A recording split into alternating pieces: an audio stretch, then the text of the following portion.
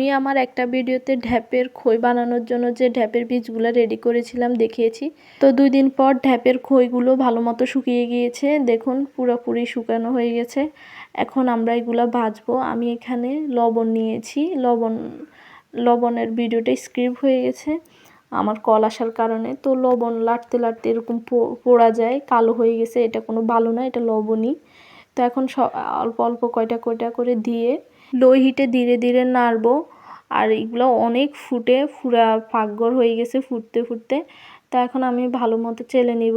এভাবে সবগুলা খইয়ের বীজ আমি ভেজে নিব। আর ভিডিওটা আমি দিনের বেলায় করতে চেয়েছিলাম, কিন্তু সবার স্কুলে ছিল, তো এই কারণে আর দিনের বেলা নেওয়া হয় নাই। সবাই বলছে সবাই একসাথে দেখবে বিষয়টা বা কেমনে ফুটে আর কেমনে ড্যাবের খই হয়, এই কারণে ভিডিওটা আমি রাতের বেলায় নিয়েছি। তো এখন সবগুলো করা শেষ, কিন্তু এটা খেতে কোনো টেস্ট বার নেই, এমনি দেখতে সুন্দর আর কি। অনেকে নাকি এটার মোয়া বানিয়ে খায় গুড় দিয়ে, তো আমরা তো এমনিই খেয়েছি।